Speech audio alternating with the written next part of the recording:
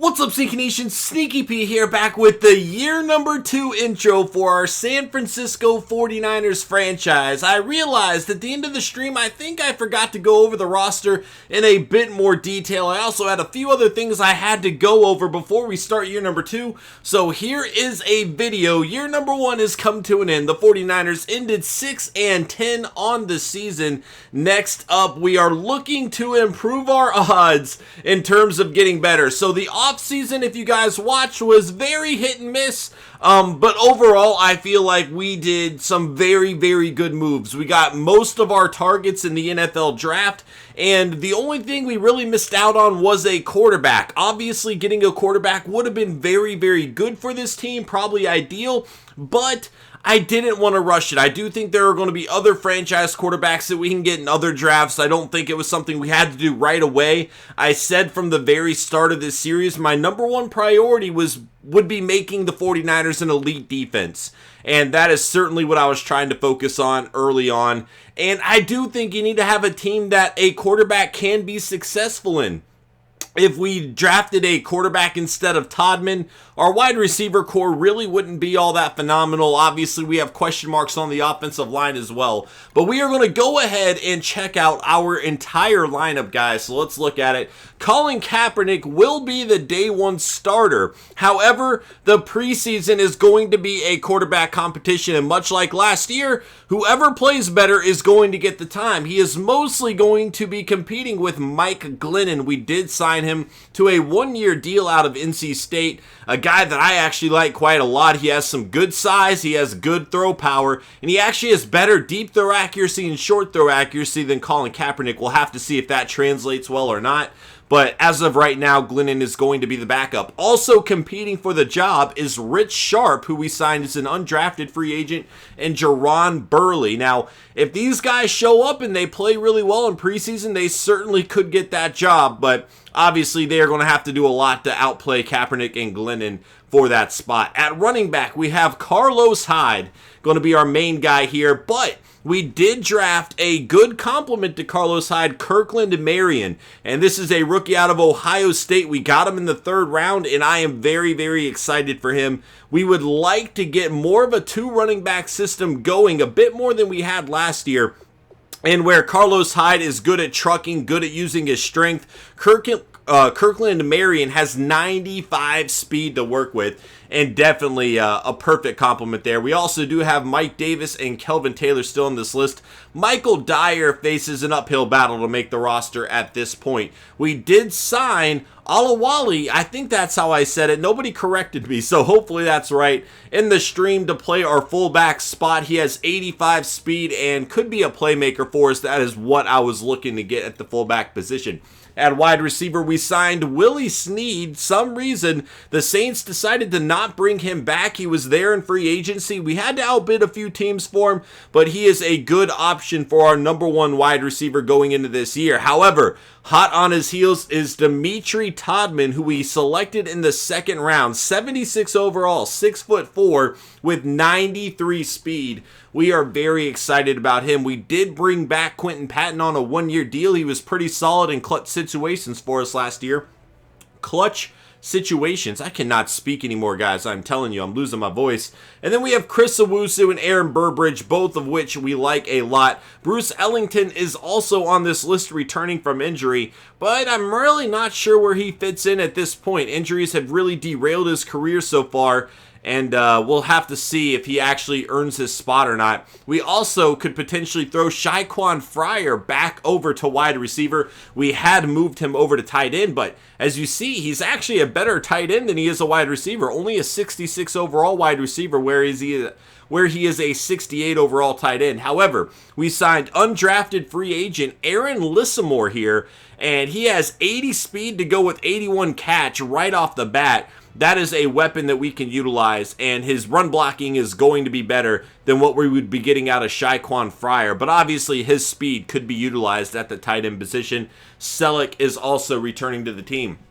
At left tackle, Joe Staley Still holding down a spot there. We did draft a potential replacement in D's here. It might take him some time to get where we would like him to be in terms of pass blocking and run blocking especially. However, his strength is great right out of the gate, and that is what we like to see. So hopefully we can develop him properly. At left guard, Joshua Garnett still going to hold down that spot. We have Zane Beatles backing him up at center. Daniel Kilgore still there with Marcus Martin behind him. Right guard, we brought over Chance Warmack in free agency. A good right guard for us. Now, the question is, his run blocking's really not a huge upgrade for us, and honestly, his pass blocking isn't either. However, where he is a big upgrade is impact block, and that could bode well for us. Obviously, we do still have some areas we need to improve with Warmack. He has better strength than Anthony Davis does, but what really stands out a bit more to me is he's a little bit younger already. So, you know, that's a brighter future for us, an immediate upgrade. So I'm pretty happy with that signing, but we do still have to make some progress with him. Then we have Trent Brown coming in at right tackle, another young guy, 6'8", 355. Good strength. He's improving in pass blocking and run blocking. Could probably work on his impact block a little bit too, but so far we are definitely liking what we see. At left end, obviously Eric Armstead, and we were very happy with Ronald Blair last year too. At right end, we have DeForest Buckner and Taylor Hart, happy with him as well. At defensive tackle, Quentin Dial, and then we have Michael Pierce backing him up. We might need to sign somebody else here, but the fact that we run a 3-4 defense doesn't mean we need a whole lot of guys. We also would feel pretty comfortable moving some other guy over to play defensive tackle if need be. Ronald Blair maybe would not be ideal for a nose tackle spot, but Taylor Hart has some decent size. He could do it. Or we could always throw Armstead or Buckner in that role and have Ronald Blair and Taylor Hart just man the outside depending on what's needed. So it's certainly not like a huge need that we need to sign anybody else there, but I wouldn't be opposed to it. At left outside linebacker, we have Mike Morgan, a guy that we brought over. So I was really looking at him because in the stream we did a practice afterwards, and Eli Harold was outstanding. And he might be a guy that could challenge for this spot here. Obviously, Tank Carradine is going to be fighting for it as well. But Eli Harold and Morgan both have that 85 speed. And if you look around, they're pretty identical in a lot of stats. However, there is one big difference between the two. And as you can see, Eli Harold's certainly going to be better at rushing the passer. So if we need to get some blitzes in, Eli Harold would probably make more sense. However, look at the zone coverage for Mike Morgan here. That is huge. This guy has incredible zone coverage for a linebacker, and it's going to make it more difficult for teams to pass on us, which is certainly something we wanted to fix from last season. At middle linebacker, we have Navarro Bowman, and then we brought over Zach Brown, another great compliment to Navarro Bowman here, and I think that's an immediate upgrade over Hodges Jr. there. At right outside linebacker, still working with Aaron Lynch. Again, we do have Eli Harold here, and I would like to find a way to work him into the defense a little bit more this year, but for right now, Aaron Lynch is going to be the starter there. At cornerback, we have Tremaine Brock. Now, you'll notice Jimmy Ward is not on this list. We moved him over to free safety because we ended up drafting a few cornerbacks, and I think they are both going to be very, very good for us. We got Chantrell Wilkerson out of Alabama in the first round. 76 overall, not great overall, but we knew that going in. He's a bit of a project, but he is 6'4" and has 92 speed. This is a guy that could be a playmaker for us. And in the practices that we were doing, we were having the computer simulate the plays. And at one point, Chantrell Wilkerson got 3 interceptions in a row. This is definitely a lot of potential within this player here. And I am very, very excited about his future. We also got DeMarcus Avery here. I think we got him in the 5th round, I believe, is when we selected Avery, and he looks to be very solid as well. Still has a ways to go, but overall should be a good player for us, at least an upgrade over what we had.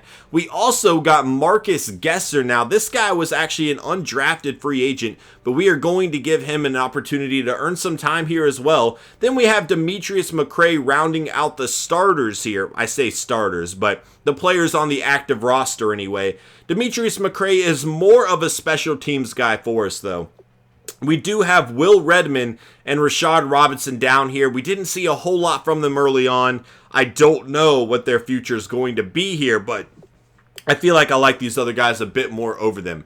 At free safety, Jimmy Ward, we moved him over here. We also moved Dante Johnson over. Dante Johnson really struggled at cornerback, but he might actually be a better safety for us, so we made that move. And then we found undrafted free agent Deron Venable here out of Georgia Southern, 73 overall. Still has some things he has to work on, but there is definitely potential here. We might try to see what he can do in preseason and see if he can earn some more time. Then at strong safety, our number 1 pick, we got him at 8, Sean Kendall out of Pittsburgh, 78 overall, 93 speed. This is a playmaker. The guy has 74 catch, certainly capable of getting some interceptions for us, 90 hit power.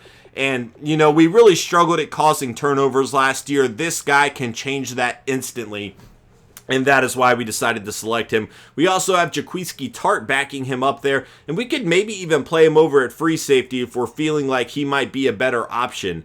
And then we have Antoine Bethea, the veteran. I don't really know. He's kind of falling out of favor at this point in his career, but he is still there. We did get Joel Edison, an undrafted rookie as well, to play kicker for us. Now, he doesn't look that good. He's only a 70 overall, but he has great kick power at 96 and then great kick accuracy at 90. Definitely a lot of potential with this guy here. At punter, Bradley Pinion, still going to be making it happen. At kick returner, we are throwing out 2 rookies, Kirkland Marion and Dimitri Todman here. Both have a lot of speed. I'm a little more hesitant to throw out Dimitri Todman, but when I was looking at the other players that we could choose from, I felt like he kind of made the most sense. He has more speed than the others, and I really want to see what he can do there.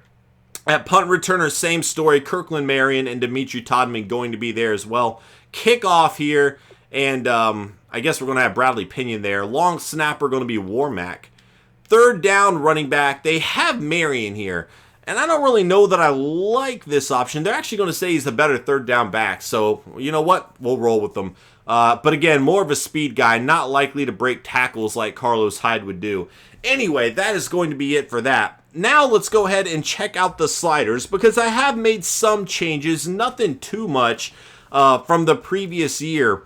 And, you know, sliders are a constant work in progress for me. I don't think they're perfect yet, but I'm still working on them, so I'll go ahead and show them. We have quarterback accuracy at 29, pass blocking at 5, wide receiver catching 44, run blocking at 15, fumbles at 65, pass defense reaction time at 90, interceptions I've moved all the way up to 65. We only had 6 interceptions last year. That's not too realistic. Granted, we didn't have the best secondary, but I still feel like we need to see a change there. Pass coverage is going to be at 90 as well, in tackling at 60. For the computer, QB accuracy is at 7, pass blocking 24, wide receiver catching up to 45, run blocking 50, fumbles at 65, pass defense reaction time 58, interceptions 42, pass coverage 58, and tackling is at 53. I didn't really change anything else from the previous video, so you guys can just check out that. And then we have our first preseason game to look forward to, so let's go back over to depth chart. But before we do this, I actually noticed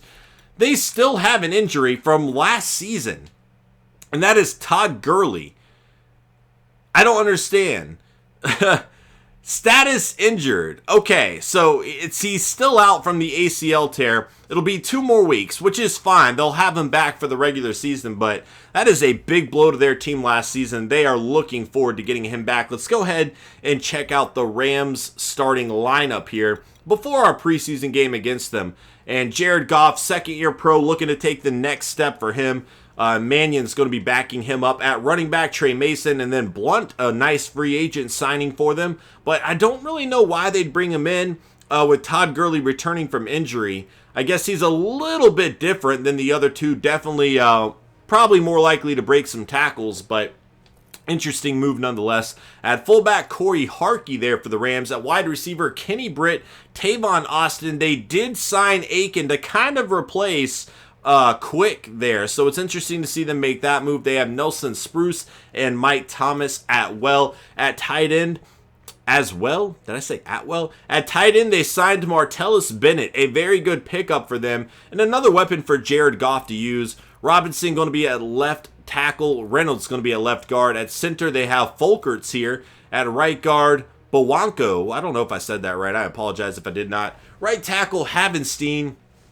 At left end, they have William Hayes. At right end, Robert Quinn. Obviously, one of the best defensive lines in the NFL. Donald and Brockers as well. And then at left outside linebacker, rookie Clifton Way, 79 overall out of Stanford. Definitely a guy that can make some plays. We are going to have to keep an eye on him. And it's going to be really fun, him being in our division, watching how his career grows. This could be a huge playmaker in games between these two teams. So definitely a guy worth keeping an eye on. At middle linebacker, Alec Ogletree and Nate Irving. And then at right outside linebacker, Bar2. Now, if you guys remember, they did make the trade for Jared Goff, so they didn't have a whole lot of draft picks to make a difference, really. But Clifton Way was a great pickup. Then at cornerback, Tremaine Johnson with LaMarcus Joyner there. They also have E.J. Gaines, but after that, it really drops off. They definitely need to worry about their depth. If we throw out 5 wide receivers against them, we might have some mismatches. Or even four wide receivers, really. Then at free safety, they have Jarrett here. They do have Countess here as a backup. And then at strong safety, T.J. McDonald Jr., 85 overall, with Alexander backing him up. At kicker, they did sign 2. I don't know what they were doing, but they have Blair Walsh. They also have Nugent here. And then at punter, they are going to have Johnny Hecker. So as we progress forward throughout the preseason, obviously certain players are going to be released. Our roster is not at all set in stone right now. Anything could happen. If we see a guy become available that we'd like, I'm all about trying to acquire said player. And we'll just kind of have to see what happens if any quarterbacks go on the trade block. You know, we'll look into that as well. But for now, this is going to be our starting lineup, and we are getting ready to kick off year number 2, guys. Thank you so much for watching this video. I hope you enjoyed, and I will see you guys in week 1 of the preseason. Remember, it's going to be 8-minute quarters throughout the preseason, but I am looking forward to all these position matchups that we have and kind of seeing who can earn their way up the depth chart, which of these rookies look good. It should be a good time, guys. I'll see you preseason week number 1 against the Los Angeles Rams. Later.